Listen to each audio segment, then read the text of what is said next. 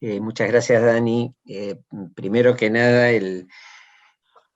agradecimiento profundo, muy, muy profundo y muy sincero para el licenciado Daniel Salcedo, para la licenciada Eleonora Loedel, para el licenciado Gastón Ersteller y para todos ustedes, especialmente por compartir este espacio, por compartir este momento y diría un poco también por compartir esta pasión, o por lo menos por intentar ingresar a este mundo apasionante de la lesionología. Muchas gracias a IUCA porque ya son,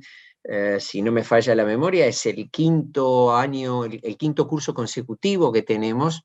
Exactamente. Y sobre todo, Dani, que aparte de, bueno, de ser un maestro, de ser un referente en criminalística, es un gran amigo y que me ha permitido, bueno, desbordar un poco un espacio e invadir Yuca con esta temática y bueno, no es más que agradecer porque el aprendizaje es continuo, el intercambio es continuo. Así que muchas gracias a vos, Dani, de corazón, por todo el afecto, por toda la amistad y por esta oportunidad. Y sobre todo, bueno, por ir ingresando en este apasionante mundo, ¿no? Uno dice, las ganas, la pasión, todo el contagio, la fuerza que da el tema que nos interesa, en este caso lesionología, tiene mucho que ver con lo que nos han dado los maestros, ¿no? Siempre digo, hay una frase que me gusta mucho, que es de Séneca, que decía que uno es aquello que sus maestros quisieron que fuera. Y en realidad los maestros nos fueron marcando el camino, nos fueron dando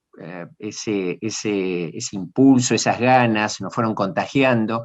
y nos han llevado, nos han marcado. Y bueno, eso es, creo que el mejor homenaje que le podemos rendir a aquellos que nos han marcado por ese camino es seguir de manera apasionada y de manera intensa en este ámbito. Yo había preparado, bueno, de pronto una presentación como para ir haciendo un poco una introducción que vaya más allá, no sé si puedo compartir la pantalla, que vaya más allá de las formalidades, más allá de lo que podamos conversar. No sé si se ve bien la pantalla. Sí, se ve bien, Bien. Roberto, se ve perfecto. Para hacer Perfecto. gracias, muchas gracias. Para hacer una introducción, que no es necesariamente eh, algo quizás demasiado novedoso, sino un contexto de reflexiones, por qué la lesionología es tan importante, por qué hablamos de introducción, ¿no? Ya el término introducción nos lleva a lo mejor a la idea de pensar que no podemos y obviamente no intentaríamos abarcar toda esta temática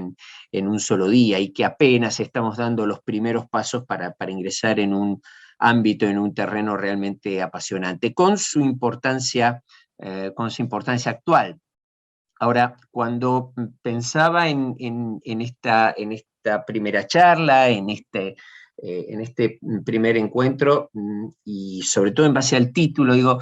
bueno, importancia actual, sin duda, y vamos a ver o vamos a intentar ver por qué es tan trascendente, pensaba en realidad la importancia que le asignamos hoy y sobre todo de cara a futuro, pero tiene su origen, se ha ido construyendo este camino de la lesionología y a la vez nos permite ir rescatando o intentaremos ir rescatando las enormes virtudes que tiene esta rama de la medicina legal. Por eso, pensando un poco en este tema, decías que, bueno, estamos o vamos a ir viendo temas que han tenido grandes cultores, grandes referentes, que nos han construido ese camino desde las primeras autopsias, ya con cierto nivel técnico, obviamente no con las cualidades de las actuales que se han ido desarrollando en Italia en la Edad Media con De Varignana, desde todos los conocimientos que le debemos a ese genial referente de la cirugía, pero también de la medicina legal, como fue Ambrosio Paré, referente tan trascendente que, como todo diríamos, hombre de ciencia, podríamos decir ahora, a partir de la observación y del análisis, sacaba conclusiones, como en aquel momento cuando, siendo médico militar y a partir de una conversación que escuchó en un pueblo donde había ido precisamente a comprar aceite, que era con lo que se trataba, el aceite hirviendo, se trataba en este caso de las lesiones por arma de fuego, escucha un comentario de una señora que decía cómo lo trataba por las lesiones a su marido, y bueno, a partir de ahí cambió la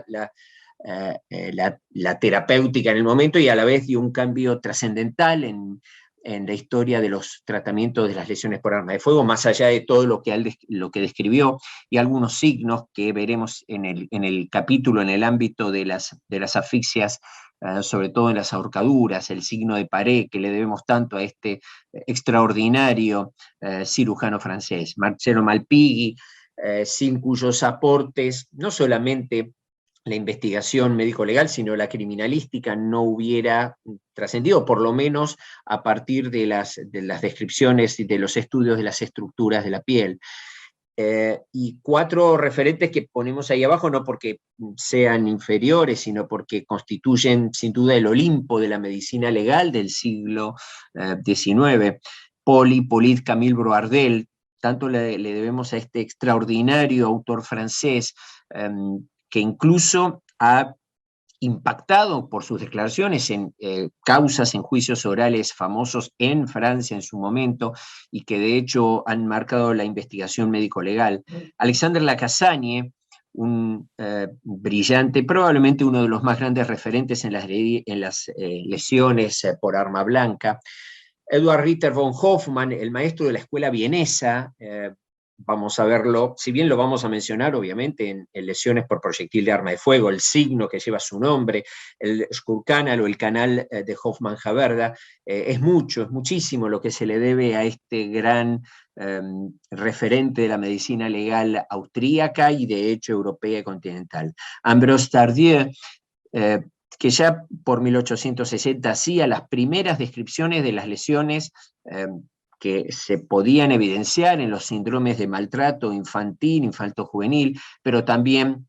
que ha aportado grandes trabajos y grandes estudios en el ámbito de la asfixiología. Algunos referentes a quienes les brevemente tratamos de rendir un homenaje, como de alguna manera ya viendo que este capítulo de la lesionología en el siglo XX ha tenido y tiene grandes referentes a nivel internacional. Vicent Di Maio, ahí lo vemos en esa imagen superior izquierda, casi en una audiencia defendiendo, ¿no? con el gesto defendiendo su planteo, su pericia, su informe, su conocimiento, autor de una de las obras consulares en el campo de la patología forense, en el campo de las lesiones por proyectil de arma de fuego. Burhan Madea, el autor que vemos ahí al lado, en la segunda imagen superior, en este caso derecha. Madea, un autor quizás no tan reconocido, por lo menos tan nombrado, y sin embargo importante, muy importante este autor alemán, sobre todo por artículos, incluso por invitarnos a reflexionar en el contexto de la lesionología y ver que no es todo tan categórico. Pensar en Madea nos lleva necesariamente a pensar en el autor que nos planteó que, por ejemplo, las evoluciones cromáticas de las equimosis, tema que ya vamos a ver obviamente, pero que esa evolución cromática no tenía los rangos característicos que habían descrito muchos autores franceses, ni siquiera a veces la aproximación. Valga como ejemplo que fue Madea el que hizo el planteo que las equimosis pueden tornarse amarillentas a partir de las 18 horas, es decir, ya la coloración final, la etapa evolutiva final de estas lesiones equimóticas se podía ver a partir de las 18 horas, cosa que nos implica necesariamente un enorme desafío desde el informe médico legal, porque ya no estaríamos diciendo entre 12, 13 a 21 a 25 días. Bueno, este autor es uno de los referentes europeos más importantes, vivientes, y que sigue trabajando y que sigue publicando mucho y muy interesante trabajos al respecto. El maestro Nuno Vieira Pessoa, de Portugal, director del Instituto de Medicina Legal de Lisboa y uno de los referentes de Naciones Unidas en la materia, que realmente le ha dado y le ha asignado un valor, un rol protagónico a la lesionología en el contexto de las investigaciones de la Cruz Roja Internacional y de Naciones Unidas, incluso con crímenes de guerra. El maestro José Antonio Lorente Acosta, seguramente una de las figuras, quizás no tan conocidas dentro de lo coloquial, pero una de las figuras más importantes, diríamos casi el genetista más importante, el genetista forense más importante del mundo. Tantos conocimientos, tantos aportes, tantas identificaciones de restos, pero también de lesiones en cadáveres de muy larga data, le debemos a este maestro catedrático granadino que de hecho muchos de estas charlas, de estos temas, de estos artículos que vamos a ver en el curso, se los debemos a él. Referentes en España como el maestro Fernando Verdú Pascual, el catedrático de Valencia, sucesor directo y predilecto de Gisbert Calabuch y una de las figuras de más renombre en la temática médico-legal. Hablar de Fernando Verdú es hablar sin duda de la medicina legal española y europea en sus mejores cualidades. Warner Spitz, un brillante autor americano, recientemente ha salido publicada en español una obra de él, mejor dicho, en su quinta edición en español, una obra extraordinaria, quizás un poco cara, sí es cierto, porque obviamente por la edición su costo es en euros, pero un autor extraordinariamente prolífico e importantísimo, que viene desde hace más de 50 años protagonizando la medicina legal en todos sus roles. Ya un poco más cerca y en nuestros ámbitos, el maestro Guido Berro Rovira de Uruguay. Uruguay, de pronto, aunque no lo pensemos o no lo tengamos en cuenta con este criterio, es uno de los países referentes en medicina legal en Latinoamérica, tiene una escuela médico-legal muy importante, incluso tiene una residencia en medicina legal, y al maestro Guido Berro,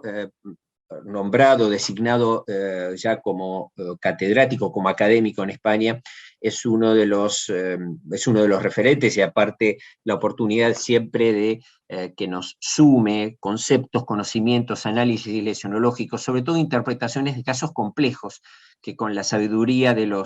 con la humildad y la categoría de los sabios lo traduce en forma sencilla. El maestro Eduardo Vargas Alvarado de Costa Rica, que también ha marcado el curso evolutivo de la medicina legal en Centroamérica, en toda América Latina. Y en nuestros espacios, ya como para hacer esta breve introducción de la lesionología, pero también homenaje a grandes y muy queridos maestros, muchos de ellos que permanentemente nos ilustran, nos ayudan, nos suman conocimientos. Roberto Cohen, un queridísimo amigo, un excelente médico forense, sin duda el heredero natural del maestro Raffo. Oscar Losetti, queridísimo maestro y amigo, profesor titular de la Cátedra de Medicina Legal de la Facultad de Medicina de la Universidad de Buenos Aires, y sin duda también uno de los más brillantes anatomopatólogos y forenses. De hecho, tiene un libro, La exhumación médico-legal, que es referente no solamente local, sino a nivel internacional. El maestro Julio Ravioli, queridísimo maestro académico, profesor titular, y bueno, ¿qué decir de Julio que no sea conocido? Que también es sumamente generoso en todo lo que él puede y permanentemente aportaba y aporta. El gran y querido maestro Osvaldo Raffo, tanto le debemos a él, un auténtico titular del término maestro, ¿no? Y sobre todo pensando en esa definición de maestro como aquel a quien admiramos, más por lo que en él vemos que por lo que escucháramos de sus labios. Pero en este caso es por lo que en él vemos y por lo que escuchamos de sus labios. Y lo digo en presente, ¿no? Porque la figura y la presencia del maestro Raffo es permanente y es perpetua. El otro querido maestro, el profesor Luis Alberto Cuilco,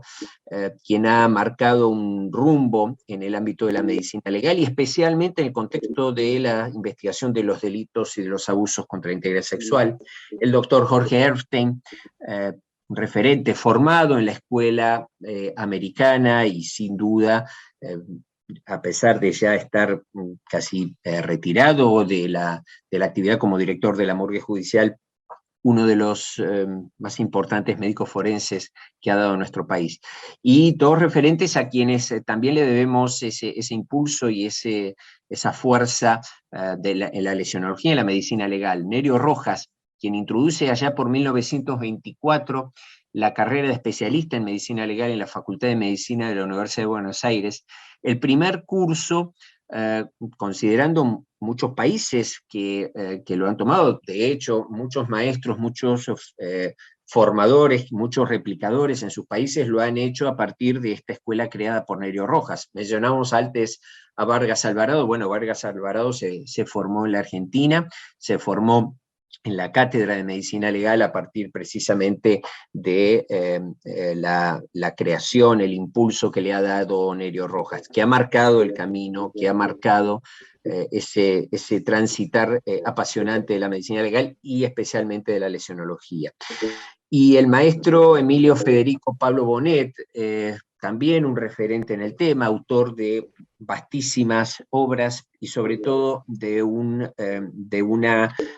categórica y una dimensión de gran magnitud de su creación, de su talento, de su investigación, incluso varios signos, algunos de los cuales iremos nombrando en estos cursos, que llevan su nombre, y no simplemente por adjudicarle un nombre a alguien, sino porque ha sido el primero que los ha publicado, incluso con una trascendencia internacional. Grandes maestros a los cuales les debemos que esos caminos que transitamos no sean bosques espesos en los cuales vemos a lo mejor una pequeña trayectoria y luego de la cual no sabemos qué hay más allá, y mucho menos que sean esa imagen nubosa en una suerte de curva que parece más o menos transitable y que sin embargo no sabemos qué hay en cercanía, si hay directamente un precipicio, qué es lo que nos vamos a encontrar. Y estas dos imágenes, de alguna manera,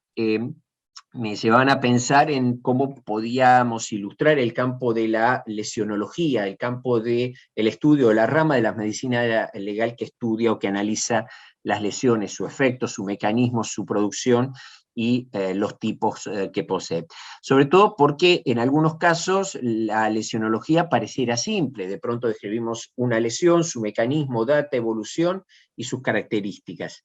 Pero no en todos los casos nos ayuda o nos habrá de ayudar, nos habrá de ser tan claro el resultado, sino que en muchos casos lo que va a dominar es esa suerte de bruma. Y ahí es donde recurriremos a distintos métodos, a distintas valoraciones, a distintos aportes, y sobre todo en aquel contexto de la confusión, a dos grandes consejeros. Por un lado, la prudencia, representada ahí en el centro de la imagen inferior, esa prudencia que hace que los informes, las determinaciones, los postulados, las aclaraciones desde la medicina legal y desde la lesionología sean prudentes, pero no necesariamente por ser temerosas, sino por la cautela que tiene que tener todo conocimiento dada la variabilidad que puede llegar a tener en el tiempo, y sobre todo pensar que estamos hablando muchas veces de paradigmas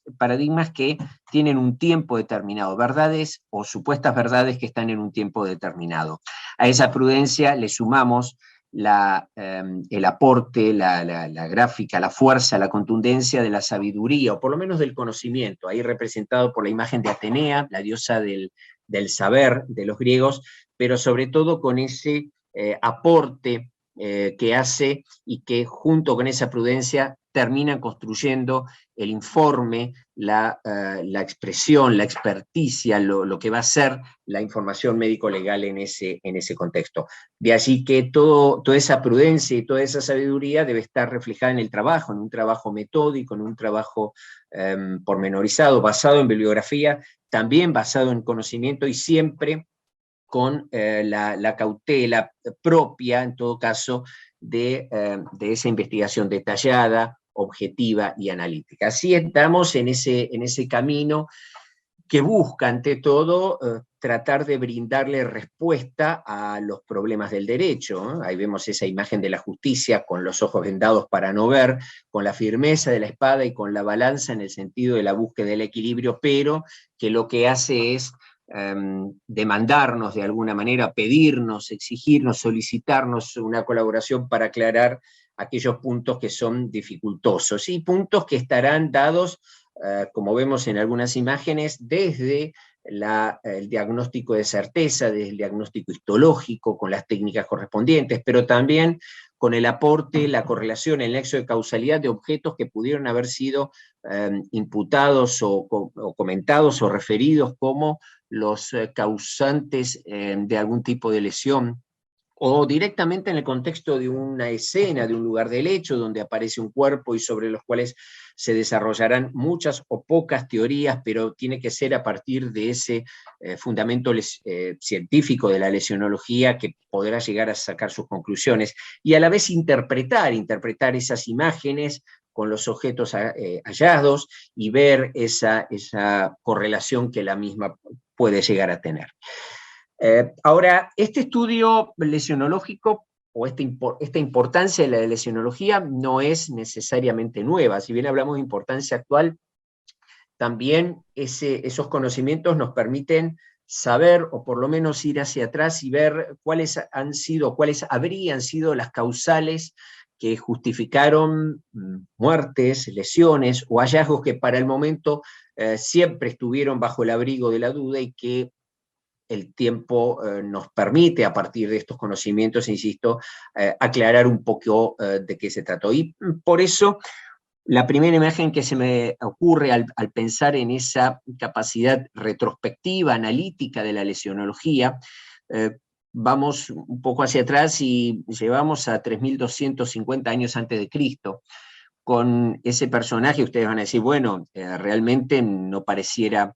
en estos momentos que hubiera dudas respecto de que podríamos encontrarlo en la calle, en cualquier reunión. Hoy por hoy parece una foto casi actual, sin embargo es la reconstrucción sobre la base de técnicas científicas de el cuerpo hallado allá por 1991 en la frontera ítalo-suiza, en la zona de los Alpes, un cuerpo hallado por unos andinistas en un relativamente interesante estado de conservación, considerando que estamos hablando de más de 5.000 años de antigüedad, y hallado, como vemos en esas imágenes, en esas condiciones. Claro, ante semejante hallazgo, la primer duda, el primer planteo que nos podemos hacer es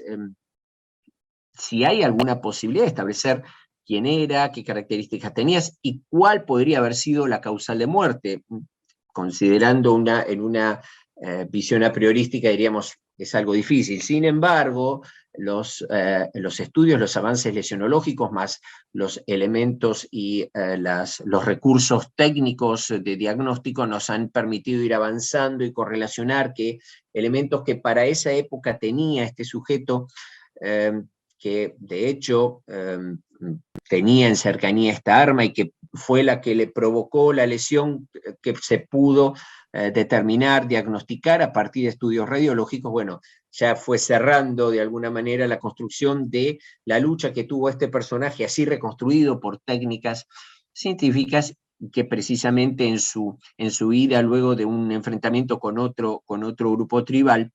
termina con una lesión que es la que, a consecuencia de la misma, por infección y las complicaciones, le genera la muerte. Obviamente no siempre llegamos a este nivel de absoluta certeza, no siempre es tan fácil. Aquí de pronto tendríamos casi la conservación del cuerpo más de 5.000 años, de más de 5.000 años de antigüedad, en condiciones que nos permitieran esto. No siempre es tan sencillo, pero vemos cómo la lesionología puede, en un estudio retrospectivo, cuando las condiciones así lo ameritan y lo permiten, ser bastante orientativa y bastante precisa.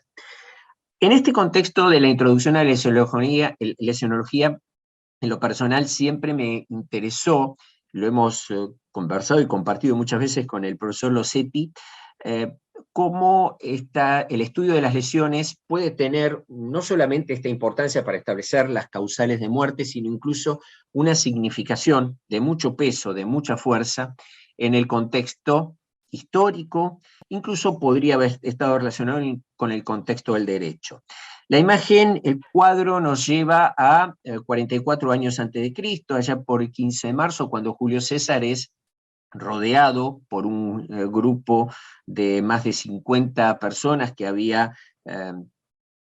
previsto su muerte, su homicidio, y de hecho, resultado de esta agresión con arma blanca, termina muerto. Pero te van a decir, bueno, ¿cuál es la trascendencia de este punto? Porque este hecho y el análisis, no podríamos caratularlo de autopsia, pero el análisis médico-legal que para el momento hace su médico personal, Antistus, es el que termina analizando cuál de las 23 puñaladas que que pudo identificar en el cuerpo de Julio César es la que tuvo la idoneidad para provocar la muerte. Y en realidad llega a la conclusión Antistu, realmente interesante esta conclusión, 2000 años atrás, que solamente una lesión que involucró el área del cuello era la que tuvo la idoneidad para provocar la hemorragia que lo llevó a la muerte. Las otras 22 lesiones repartidas en miembros superiores e inferiores no fueron otra cosa que lesiones defensivas, que de hecho por sus características no lo hubieran llevado a la muerte. Entonces, si jugamos con el tiempo y de alguna manera con las figuras penales, podríamos decir que en realidad de las 23 puñaladas solamente una fue la que lo llevó a la muerte, que las otras formaron parte del mismo acto defensivo, y de alguna manera esto le llevaría a quien hiciera este ejercicio histórico retrospectivo a pensar cómo sería la figura penal, en este caso no necesariamente sí, quizás un fenómeno, un homicidio por un acto de alevosía, porque lo actúan sobre seguro, pero no necesariamente con el ensañamiento. Detalles que, insisto, sirven para un juego, un entretenimiento histórico, analítico, pero también para ver cómo 2000 años atrás un médico con los conocimientos de la época podía llegar a determinar que una sola de esas lesiones fue la que llegó a provocar la muerte. Y así, con todas, imaginemos lo que habrá sido la cantidad de improntas de sangre, las manchas hemáticas en el lugar, lo que debe haber precisamente impactado y desorientado a quienes estaban en el lugar, en un cuerpo totalmente ensangrentado, y el análisis de las distintas marcas y cómo las mismas pudieron haber provocado determinado tipo de lesiones, todas de características cortantes, punzocortantes. A la vez también el hallazgo de lesiones defensivas, y precisamente por su ubicación saber que las mismas no hicieron otra cosa que ser un intento por parte, en este caso de la víctima, de evitar la agresión. Llevándolo esto a episodios mucho más actuales y ver cómo esa descripción lesionológica, esa descripción de este tipo de lesiones no necesariamente varía. Es más, podríamos decir que esta descripción que se hubiera hecho 2000 años atrás ahora hubieran sido similares. Entonces, ya pensando que este apasionante ámbito de la medicina legal nos traslada a poder interpretar fenómenos históricos con una visión actual, o incluso a ver cómo se hubieran descrito en su momento, con esa excelente capacidad descriptiva que han tenido los autores, especialmente los franceses y los alemanes, el centro de Europa, en este campo de descripción allá por el siglo XIX, nos hacen entrar en uno de los terrenos más apasionantes de la medicina legal, cuál es el de la patología forense, entendiéndolo de alguna manera como la descripción que de ella hacen los anglosajones, y hablando de ese campo que comparten de alguna manera la lesionología como el estudio médico-legal de las lesiones, de su mecanismo, de su tipo, de su data, de su evolución, el estudio de la asfixiología, todo un terreno sumamente amplio, sumamente abierto de los fenómenos asfícticos, y los estudios tanatológicos, el estudio de la tanatología como la rama de la medicina legal que estudia los fenómenos vinculados con la muerte. Muchos de estos puntos obviamente se entrecruzan, ¿no? Porque el estudio de cadáveres implicará determinar la existencia y las características de sus lesiones, y en este caso también de las lesiones, la diferenciación entre aquellas que fueron vitales y aquellas que fueron post-mortem. Lo mismo en un contexto asfixiológico, en un cuerpo, como ya hablaremos en su momento, con una ahorcadura que puede llegar a ser completa, sin tomar contacto la superficie corporal con ningún elemento en cercanía, pero sin estar apoyado por las fases convulsivas que puede tener esta fase en esta etapa, golpea con elementos cercanos y aparece o pueden aparecer ahí lesiones que llevan o pueden llevar a confundir respecto a lesiones vitales. Entonces la pregunta es si esta persona recibió algún golpe o varios golpes, o son lesiones de tipo defensivas, o en realidad forman parte del resultado de las secuelas propias de las convulsiones durante la etapa final de la asfixia. En definitiva, este capítulo de la lesionología se entronca con la asfixiología, se entronca con la tanatología y con todos los contextos desde la medicina legal, con sus ventajas, con sus virtudes, con sus aportes. En primer lugar, y esto pensándolo de cara a quiénes van a ser los principales o quién es el principal destinatario del informe y análisis médico-legal, que es ni más ni menos en este caso que la justicia. Estas ventajas, ante todo, las debemos pensar como la descripción objetivable, documentable. Aquí ya no entramos en el terreno de las conjeturas. Lo que podemos ver, lo que podemos filmar, lo que podemos fotografiar, lo que podemos documentar, lo perennizamos, lo eternizamos. Hacemos que esa lesión que en ese momento fue descripta, analizada, observada, perdure durante el tiempo y por lo tanto todos los análisis e incluso procesamientos posteriores de esa imagen se puedan hacer sobre la base de un hecho objetivo. Aquí no estamos hablando de síntomas, acá no estamos hablando de un fenómeno que pueda llegar a ser subjetivo, valorable según la dimensión o el impacto que tenga la persona. Acá estamos hablando de descripciones concretas, lo que ha sido provocado a partir de un cuerpo duro y romo, a partir de un arma blanca, a partir de un proyectil de arma de fuego, a partir del paso de corriente eléctrica, lo que es objetivo, por lo tanto, aquello que pueda ser documentable, registrable y, como decíamos, perennizable. También nos sirve a la hora de pensar en la ubicación, y acá estamos hablando que esta ubicación, que esta localización de la lesión nos marcará o nos podrá orientar respecto a conductas de tipo defensiva que pudo haber tenido la víctima, intentando, en este caso, evitar las características de la agresión, o por lo menos sobreponerse al agresor, o bien de pronto haber sido respuestas que tuviera la persona que las termina infringiendo ante una primera acción de la persona que termina siendo víctima de su propia agresión. Por lo tanto, esta ubicación también nos llevará a ver el nexo de causalidad y a la vez la verosimilitud que puede tener los dichos de la víctima con la lesión como tal. De pronto una ubicación o una lesión ubicada en un plano que dista precisamente del que hubiera sido esperable para una lesión determinada, una agresión de parte del autor, y que la víctima tiene o presenta una impronta en otra localización, podemos ver en todo caso la presunta, como decíamos, verosimilitud o no de estos hechos. Y aparte, la ubicación va a tener también otro correlato, sobre todo porque cuando hablamos de lesiones, y más en el contexto de las lesiones contusas, como ya iremos viendo, se nos plantea una dificultad. No siempre una lesión va a tener la localización exacta del sitio de la impronta, y esto estará relacionado, como decíamos también por la ubicación, por la tendencia a migrar, a trasladarse en función de un plano gravitatorio. Entonces, a lo mejor la impronta o la lesión, la equimosis, se encuentra a cierta distancia, sobre todo en aquellos tejidos, como vamos a ver, tejidos laxos, una impronta a nivel orbitario que aparece en la zona palpebral inferior, y esto por la misma migración de la lesión. Así lo veremos en su momento con el caso de las fracturas a nivel del cráneo que trasladan, que visualizan esa lesión externa en un plano que no es exactamente aquel, o en un punto que no es exactamente aquel donde se produjo ese tipo de impronta. Entonces, la ubicación es un detalle importante a tener en cuenta, incluso como para marcar la posible visualización en ese momento o a posteriori de una impronta. ¿A qué nos referimos con esto? Cuando se produce una agresión en un plano que pueda ser depresible, el mismo tiende a absorber la energía y por lo tanto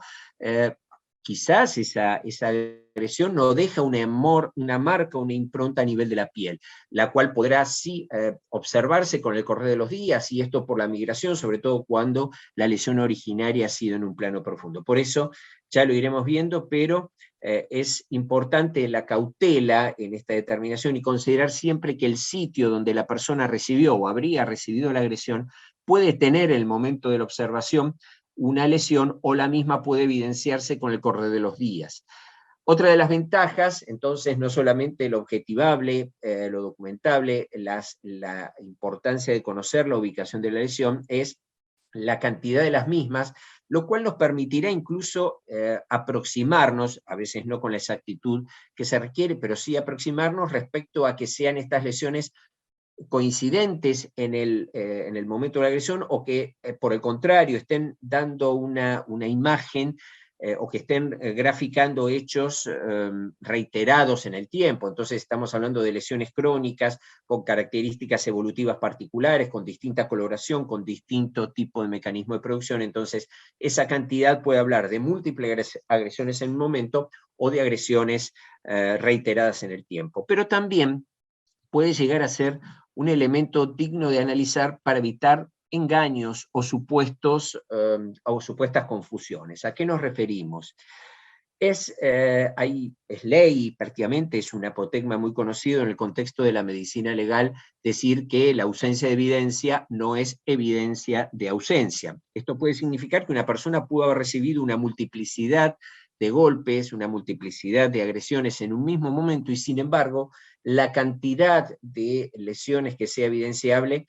que sean visibles macroscópicamente, puede llegar a ser muy pocas, y en algunos casos casi ninguna. Y sería un error pensar que esa persona no ha recibido ninguna agresión por el solo hecho de que no tiene marcas evidentes. Pudiera haber lesiones internas, incluso de la suficiente gravedad como para llevarlo a la muerte, cuando en realidad a nivel superficial la cantidad ha sido menor o de pronto ha sido mínima. De la misma manera, también deberíamos pensar que una persona que evidencia a nivel de la superficie corporal múltiples lesiones, especialmente superficiales, no necesariamente esto se correlaciona con la gravedad. Por eso es muy importante siempre analizar eventual, no solamente la ubicación, sino la cantidad, y diferenciarlo, de acuerdo a las características de estas lesiones, entre la cantidad y la gravedad, que no necesariamente, insisto, tienen una correlación directa. Y también hay algunas ventajas que nos ofrecen los aspectos macroscópicos que tiene la lesión, las características visibles. En lo personal, me interesa mucho remarcar el criterio del objetivable macroscópicamente, aquello que sea visible, porque de pronto puede haber lesiones de muy escaso tenor que por las características físicas, por la localización, por el estado incluso de angustia o de ansiedad que pueda llegar a tener la víctima, no permiten ser evaluadas con la precisión, el tiempo y el detalle que ameritarían. Entonces, ahí estaríamos diciendo que hay lesiones que no se evidencian desde lo macroscópico por su tamaño y son de dificultosa observación. Pero aquellas que sí son macroscópicamente orientativas, aquellas que a simple vista nos permiten llegar a algunas conclusiones, lo serán sobre todo en función de la morfología, y aquí hacemos un hincapié especial al mérito que tienen las equimosis, que si bien no en todos los casos reproducen la morfología exacta del objeto que las provocó, en muchos casos sí los podemos evidenciar. Entonces, una impronta de estigmas unguiales, una impronta equimótica, las equimosis digitiformes que reproducen mecanismos de sujeción y presión, la impronta de una hebilla del cinturón que ha dejado grabado, calcado casi un negativo sobre la imagen de la superficie corporal, es un dato a tener en cuenta para hablar de la morfología que orienta al sea el posible objeto productor. Ni que hablar cuando estamos hablando de lesiones por arma blanca y sus diferencias entre las cortantes, punzocortantes, contusocortantes, que van a tener rasgos que por su sola observación nos permitirán orientar respecto al mecanismo de acción del elemento productor. Y algunos indicios acompañantes, elementos que forman parte no necesariamente de la lesión, si se quiere, principal, pero sí que podrán ser de un nutritivo valor para analizar a qué distancia se produjo la acción y sobre todo si ha habido o no elementos que se hayan interpuesto. Y vale como ejemplo dentro de estas imágenes que vemos, desde la imagen superior a la derecha, del ángulo superior derecho, la presencia a partir de una lesión por proyectil de arma de fuego a muy corta distancia, no solamente de los elementos independientes de la distancia de disparo, como será el halo o anillo de contusión y el halo o anillo quimótico, sino incluso los gránulos de pólvora incombusta y mucho más, y lo vemos a partir de ese hisopo donde podemos recoger parte de este elemento del ahumamiento del negro de humo depositado, lo cual nos marca la distancia de disparo y también la inexistencia de planos interpuestos, lo que el maestro Raffo ha dado en llamar el signo del telón interpuesto. Y la imagen de abajo, donde vemos estos gránulos de pólvora incombusta, incluso después del lavado de la zona por donde ingresó el proyectil de arma de fuego, ya por la lesión podemos describir un disparo a corta distancia con un ángulo aproximadamente perpendicular de incidencia, pero también estos gránulos que nos están marcando una distancia de disparo y sobre todo un signo orientativo que tendrá mucho valor desde la apreciación médico-legal. De modo tal que estamos frente a la lesionología nos lleva a múltiples desafíos que representarían casi como un intento de atravesar una barrera, en este caso un obstáculo, que pareciera infranqueable, sobre todo cuando nos ofrece dudas o dificultades, cuando los dichos de la víctima o las imprecisiones que puede haber entre testigos hacen que muchas veces nos dé la sensación que tenemos que atravesar y destruir muros o murallas que son imposibles. Sin embargo, esto no es tan así, porque dentro de este contexto de desafíos, si recurrimos no solamente al saber médico-legal, al razonamiento médico-legal, incluso a los aportes de literatura y a partir de las actualizaciones, podremos ir determinando al unísono del concurso con otras ciencias, especialmente con la criminalística, cómo pueden actuar algunos objetos productores de lesiones. De pronto tenemos una imagen como la que vemos en el plano superior de esta diapositiva, que de por sí impacta por sus características. Imaginemos lo que habrá sido en el lugar del hecho las mismas, pero bueno, ahí podremos, con el hallazgo y con la identificación del proyectil que lo ha causado y analizando con la criminalística cómo se moviliza, cómo se desplaza ese proyectil, la energía que va liberando en su trayectoria y sobre todo en la medida que va interrumpiendo la misma, cómo juega la velocidad, en este caso, como un factor productor y liberador de esa tremenda energía. Entonces, para pensar o para analizar que ese objeto, que lo vemos y de muy escaso tamaño, puede llegar a provocar una lesión de esta naturaleza. Entonces, siempre la correlación desde la lógica, de la lógica médico-legal y de la lógica científica, entre el objeto hallado identificado capaz de provocar esta lesión, considerando el mecanismo de acción del mismo, la data en aquellos casos donde por las características macroscópicas, pero también por los aportes histológicos y de otra ciencia podemos tener una aproximación de cuánto ha sido el tiempo que ha mediado desde la identificación hasta el momento de desde el momento de la agresión hasta el momento de la identificación de la misma. Y la evolución esperable, obviamente, en el contexto de que esto pueda darse, sobre todo sabiendo, conociendo que las lesiones nos ayudan en ese devenir evolutivo, pero llegado un momento cuando ya han desaparecido los signos evidentes, cuando no tenemos posibilidad de identificar, porque aquello del paso del tiempo es la verdad que huye, aquí también juega y mucho. Entonces, sí podremos tener una orientación a medida que esa lesión, por ejemplo, esa equimosis va cambiando su coloración hasta tender a desaparecer. El problema es cuando el paso del tiempo ha jugado de una manera muy rápida, en el sentido de un momento de producción y una observación donde lo que vemos es prácticamente la ausencia evidente.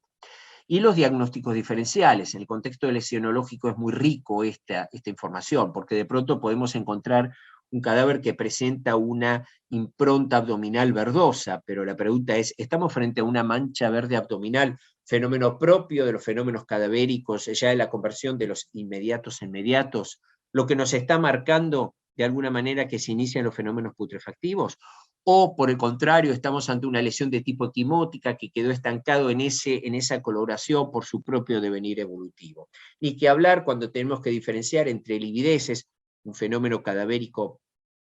inmediato y de extraordinaria importancia porque nos refleja si ha habido cambios posicionales o no, comparadas con las equimosis. ¿Cómo podemos saber si realmente se trata de un derrame infiltrado, como lo es una equimosis, o por el contrario se trata de una acumulación hemática a partir precisamente de la misma posición gravitacional? Estos datos, estas imágenes entonces nos permiten ver cuáles van a ser nuestro desafío. No es algo tan sencillo muchas veces, sobre todo porque, como decíamos, esos cambios de coloraciones no son abruptos, no es el rojo de hoy que se convierte en el azul de mañana, se convierte en el verde de pasado mañana y ya en el amarillento de una manera absoluta, sino que las mismas van migrando, incluso muchas veces sujeta a factores generales y a factores locales. Sabemos por experiencia que muchas veces ante una contusión, ante una equimosis, nos aplicamos hielo en la zona, frío, y la tendencia es una reparación mucho más rápida. Esto cómo puede jugar, sobre todo cuando la víctima, no por mala fe, intenta ocultar esta lesión o por lo menos minimizarla, sobre todo cuando naturaliza el contexto de estas agresiones, entonces para evitar que sean pesquisables, porque esto implicaría una causa penal con características puntuales. Y también otro de estos desafíos es plantearnos si de pronto una imagen como la que vemos en el ángulo inferior representa una lesión única o representa múltiples lesiones en distintos momentos a partir precisamente de su heterocromatismo. Bueno, estos desafíos que toma la lesionología los trata de resolver, y este aporte es de fundamental valor para la magistratura. Considerar o pensar si esa imagen que vemos en el plano superior representa una única lesión o no, si es producida por un golpe de puño o en realidad responde a un mecanismo opuesto, es decir, interno desde adentro hacia afuera. Diferenciar qué pudo haber pasado en esa imagen que vemos en el plano medio y hacia la línea media, en el tercio medio hacia la línea y hacia la línea media. ¿Por qué la víctima pudo haber deformado esa lesión? ¿Qué significaba esa lesión? Si pudo haber estado en el contexto de un abuso sexual y de pronto el autor, como es el caso, a partir de un mecanismo de succión o presión negativa dejó una impronta de tipo sugilación, una lesión de esta naturaleza, y la víctima la trata de deformar por los efectos que esto tiene en el contexto social. Entonces, ahí estamos hablando de una escoriación, que fue la que es el resultado final de una deformación, de una sugilación. Y esto juega de alguna manera en el relato de parte del victimario, al tratar en todo caso de disminuir este efecto, al decir que no ha sido provocado por esa acción, por su morfología. Bueno, es un desafío para la lesionología, como lo es también la lesión que vemos en el tercio medio, pero del lado derecho, en este extremo, esta solución de continuidad, esta forma estrellada, triangular, magistralmente descrita por el maestro Hoffman, de la escuela vienesa, de ahí el nombre que amerita para este golpe de mina o boca de mina de Hoffman, y que nos marca un orificio de entrada por proyectil de arma de fuego. ¿Por qué se produce? ¿Cómo juega aquí la distancia? ¿Cómo juega aquí el plano sobre el cual está apoyado la piel? Bueno, esta descripción magistral que ha dejado el maestro Hoffman y que le ha llevado a reconocerla con su nombre, es un desafío también para la medicina legal, porque hace que en el contexto de un debate se pueda explicar perfectamente por los conocimientos de la lesionología las características de esta lesión. Lo mismo ocurre con las escoriaciones y lesiones, incluso incisiones muy superficiales, sea con voluntad autolítica, han sido provocadas por terceros o no, la víctima, junto en este contexto y considerando un examen toxicológico negativo, se las pudo haber infringido, se las produjo alguien, considerando que está bajo efecto de sustancias, pudo haber sido provocado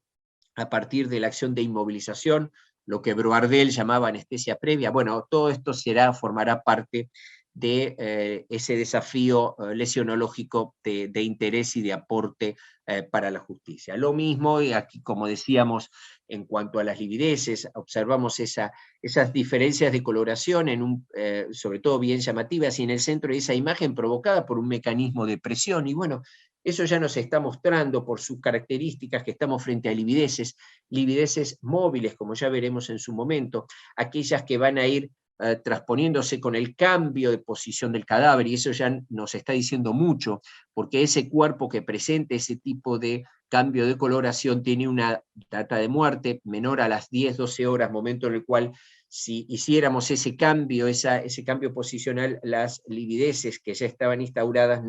se irán trasladando y por lo tanto tenderán a desaparecer. Pero también las podemos distinguir a partir del hecho que en la zona donde no se produce ese cambio de coloración, ha habido un elemento de apoyo, de presión, y por ese motivo ese cadáver no ha coloreado, por decirlo de alguna manera, esos planos. Tan interesante, tan importante como si de entrada nos encontramos con el cadáver en estas condiciones, sabemos que la posición que estamos observando no es la posición natural y que alguien, por los motivos que fuera, ha rotado, ha cambiado, ha movilizado ese cadáver a la posición que ahora tiene. y por lo tanto también explicar a otros mecanismos lesivos que pueden llegar a estar coexistiendo. ¿Por qué este trazado de fractura a partir de este orificio por proyectil de arma de fuego? Formó parte de una agresión previa, simultánea o posterior, y sin embargo la lesionología nos va a explicar que no, que en realidad es parte del mismo proceso, porque la energía que va siendo liberada por el proyectil, sobre todo al producirse el ingreso en el plano óseo, provoca esta fractura que magistralmente describiera en su momento un autor francés, llamaba Chavigny, y que no es ni más ni menos que la forma con la cual se va dispersando la energía y explica por qué motivo el cráneo no estalla a partir de una liberación muy brusca. Todos puntos que nos llevan entonces a ir estableciendo diagnósticos diferenciales. Diagnósticos diferenciales que quizás a simple vista no pueden llegar a ser tan contundentes. Y veamos en la imagen que está a nivel del plano medio, hacia justo en el sector medio de esta diapositiva, una lesión que a priori en el lugar derecho podría orientarnos hacia tratarse de una puerta de entrada por el paso de corriente eléctrica, de ella se trata en realidad, pero el diagnóstico de certeza surgirá de la anatomía patológica, por la descripción de lo que en su momento hiciera Stefan Jelinek como puerta o placa electroespecífica o marca electroespecífica, puerta de entrada en corriente eléctrica por piel. Pero también es cierto que si tenemos un conductor que pudo haber generado la entrada de corriente eléctrica en un plano en contacto con mucosa o piel humedecida, esto no lo vamos a encontrar. De allí que la necesidad de la observación minuciosa de todo el cuerpo y de toda la superficie, en casos cadavéricos, pero también en casos en vida, nos podrán llegar a demostrar cómo esa marca tan pequeña, tan específica, tan concreta, es o ha sido la puerta de entrada para el paso de corriente eléctrica, causa final de la muerte. Pero también sí podemos llegar a tener, obviamente, lesiones de la naturaleza que vemos en el plano el lateral superior, en el extremo lateral superior, que sí nos llevan al desafío de determinar si se trata de lesiones autoinfringidas en un intento, en un acto suicida, y por lo tanto estamos frente a presencia de retomas, de incisiones de práctica, de inicio, que luego son interrumpidas, o en realidad se pudo haber tratado de un único hecho, a partir del cual el agresor con multiplicidad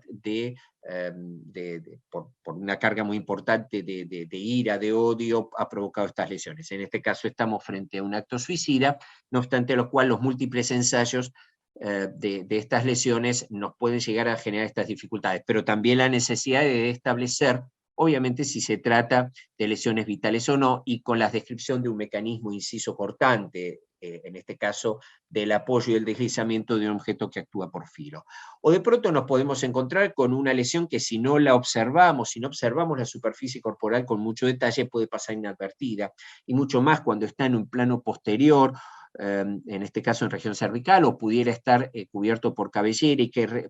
constituye el orificio de entrada por un proyectil de arma de fuego. La necesidad sí de establecer diagnósticos diferenciales con otros mecanismos de producción o con otras lesiones de esa naturaleza. Más desafíos, y sobre los cuales seguramente iremos ahondando en nuestros cursos cuando hablemos de signos directos, aquellos que nos relacionan un mecanismo, una data, una evolución, una causa de muerte, pero también signos indirectos, aquellos que van a acompañar al cuerpo, pero también a la escena. Decían, y con mucha certeza, autores como Broardelli y Lacassagne, que el lugar del hecho son los 2/3 iniciales de una autopsia. Por lo tanto, estos signos indirectos y la información de los mismos, la presencia de armas de fuego, la presencia de vestimentas y las condiciones y las características de la misma van a ser un nivel o van a representar un nivel de información muy amplio en este contexto sinológico. También la necesidad de recurrir a métodos complementarios. Aquí no es solamente la observación, sino los estudios químicos, bioquímicos, criminalísticos por imágenes histopatológicos, que nos confirmarán o nos refutarán y por lo tanto nos plantearán nuevos desafíos para considerar estos hallazgos, y la importancia del fundamento de revisiones y bibliografías que respalden esas conclusiones a las cuales llegaremos. Y así como esto, pensar que las lesiones no solamente van a tener una mecánica particular, sino que dependerán posición defensiva, ofensiva, actitud por parte de la víctima, del victimario, al solo ejemplo cómo el mismo objeto puede llegar a provocar lesiones diferentes, de diferente tamaño, profundidad, dirección, simplemente por las actitudes. En todas actitudes de tipo defensivo, pero su localización marcarán las diferencias en sus hallazgos. Métodos complementarios, como decíamos, y cada vez encontrando mejores y más cualificados métodos, y así pensando en lo que habíamos visto de esa imagen que analiza a un cuerpo de un sujeto muerto más de 3.500 años antes de Cristo, pero también métodos que se van a ir perfeccionando y van logrando con cada vez mayor precisión y mayor orientación el apoyo para el dictamen final o para la observación final. Y así también analizar otros elementos, no solamente desde los lesionológicos, recurrir para poder explicar estas lesiones a la criminalística, lo que fue el hallazgo en el lugar del hecho, cómo se correlaciona prácticamente casi como calcado, como superposición de las vestimentas, su correlación y su lógico análisis en virtud de ello, y de pronto también interpretar cómo una lesión de esta naturaleza, que después se mandará a anatomía patológica y determinará que es la puerta de entrada por corriente eléctrica, pero si contamos con la suerte de disponer del calzado que tenía el sujeto y ver cuál pudo haber sido la puerta de entrada en un operario que recibe una descarga, ya vamos a tener un factor de tipo orientativo. Y lo mismo que la interpretación de las trayectorias, de los hallazgos, de las lesiones, con un razonamiento lógico, médico-legal, con 3 orificios que simplemente al colocar el antebrazo en relación a la trayectoria posible o esperable de ese proyectil de arma de fuego, nos hace ver de un orificio de entrada, uno de salida y uno de reingreso de entrada, que es el que determina la muerte. Que además, en el contexto de esta observación, nos marca una actitud defensiva o de tentativa defensiva por parte de la víctima y por lo tanto ya nos ofrece la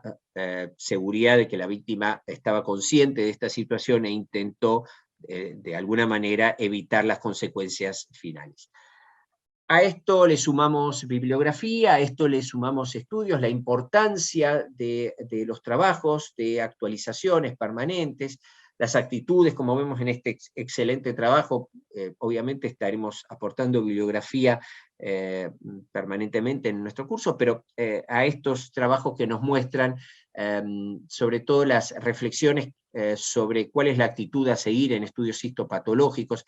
las reflexiones que nos deben merecer las lesiones, y en realidad si en realidad no estamos pensando que cuanto más conocemos, menos sabemos, y esto nos lleva a una actitud crítica cuyo único resultado es tratar de mejorar, tratar de apuntalar el informe y a la vez ser cautelosos y prudentes para esto. Por eso, y ya como para ir cerrando y no abusar de vuestra tan gentil paciencia, este enfoque de la lesionología nos permitirá intentar diferenciar, a veces no es tan factible, no es tan seguro, intentar diferenciar aquello que es lo seguro, lo probable y lo posible. Sobre todo, evitar caer en la tentación de llevar a lo posible como seguro, porque al cerrar todas las opciones a otro tipo de explicaciones, estamos dándole una categoría indubitable y donde exista una o dos o más posibilidades de explicar el mismo fenómeno, directamente estaríamos privando a la magistratura de distintas posibles opciones. Por eso, en algunos casos, sí, lo indubitable, aquello que puede ser explicado por la totalidad de los hallazgos y los signos por todo el conocimiento, entraría dentro del contexto de lo seguro. Pero muchas veces también debemos permitirnos la crítica si hay una o más opciones que rebajan aquello que es categórico a la condición de probable y mucho menos con mucha menos fuerza de lo que es posible. Pero también la lesionología debe servir como un instrumento de expresión de la verdad científica, de lo que se conoce, pero que también debe estar dotado de esa prudencia, de esa cautela y sobre todo de la medida de las conclusiones. Nerio Rojas nos enseñaba en uno de sus puntos de su decálogo la necesidad de la prudencia, la necesidad de la medida en lo que se afirma, de la medida de la cautela a la hora de arribar a una determinación. También pensar que hay algunos factores que pueden llegar a confundir, sobre todo en la medida que va pasando el tiempo, sobre todo cuando intervienen legos o personas, aún siendo profesionales, que no tienen la preparación, la formación, o en algunos casos tienen la mala intención de contaminar la escena. Entonces esa contaminación actúa como un factor de desafío. También, obviamente, contaminable la escena, contaminable la lesión, contaminable el cuerpo por causas no adjudicables a personas, por causas adjudicables a la acción de la fauna del lugar, a la acción de depredadores. Bueno, es importante ese conocimiento lesionológico para diferenciar hasta dónde ese factor de contaminación o de adulteración o de engaño o de duda realmente puede ser diferenciado y debe ser diferenciado respecto de los hallazgos. Hacia eso apunta también la lesionología. También apunta a minimizar el periodo de incertidumbre. Este periodo es un detalle, es una creación muy interesante de los autores franceses, porque ellos hablaban, y con gran precisión, especialmente Tourdet, que fue quien lo describe, de la necesidad de considerar 3 horas antes y 3 horas después de la muerte como un periodo de incertidumbre, muchas veces de provocación de determinado tipo de lesiones o signos que pueden llegar a confundir. Bueno, hoy por hoy, merced a determinado tipo de técnicas, sobre todo bioquímicas, histológicas, podemos llegar a cortar en algún caso ese periodo de incertidumbre. No siempre lo logramos, pero de hecho hay abundante y muy clara bibliografía que nos habla que determinado tipo de neurotransmisores, sustancias químicas pueden ser halladas en un periodo de hasta 10 minutos a partir de la producción de la muerte. Nunca vamos a alcanzar la exactitud, por el solo hecho que, en el caso especial de la muerte, no estamos frente a un momento, sino a un proceso, y de la misma manera que con las lesiones, los tejidos reaccionan muchas veces en diferentes tiempos, y no todos en el mismo momento. De allí la posibilidad y la necesidad de encontrar dudas, y estas dudas ser comentadas y referidas y fundamentadas. La necesidad de una actualización permanente. Ingresar en el camino de la lesionología no es ver un tema, concluirlo y luego dejarlo ya directamente como parte del olvido, sino es la puerta para un compromiso permanente que finaliza casi con el cese de la función, con el abandono, con la jubilación, con el abandono de la tarea del perito, del médico legista, e incluso a veces con la muerte. Siempre decía el maestro Raffo que él permanentemente leía y se actualizaba a pesar de estar retirado. Bueno, este es el desafío que tenemos en este tema. Y también pensar en esta fase de estas consideraciones introductorias, que muchos signos son mutables, van cambiando, y esto no implica un desconocimiento por parte del perito, sino que a medida que se va avanzando esta mutabilidad, estos cambios, estas modificaciones, se pueden ir explicando a partir de los nuevos conocimientos. Bueno, esto no quiere decir que lo anterior se haya hecho mal, sino que se ha hecho con el conocimiento disponible en el momento. Esta mutabilidad, estos cambios que se van dando y que se van explicando, lo podremos llegar a abordar a partir de este camino que se va transitando con esta forma de actualización. Y ya para ir finalizando, no quiero dejar de rendir el homenaje que siempre rindo en todo contexto y siempre cuando puedo. Ahí estamos con Daniel, con un muy querido amigo, Fabián Porter, está ahí en Neuquén, un especialista en balística. Esto es en unas jornadas del año 2016, si no me falla la memoria, en la Asociación Médica Argentina, hecha por IUCA, y ahí con el maestro Osvaldo Raffo, siempre tan generoso, que nos marcó mucho en este camino de lesionología, en el interés lesionológico, en el interés en los estudios de la medicina legal, y sobre todo con algo que es absolutamente inigualable de él, esa capacidad para hacer sencillo lo difícil y hacer explicable lo complejo. Creo, Dani, queridos amigos, que bueno, con esto, a título de un intento introductorio, ya he abusado bastante de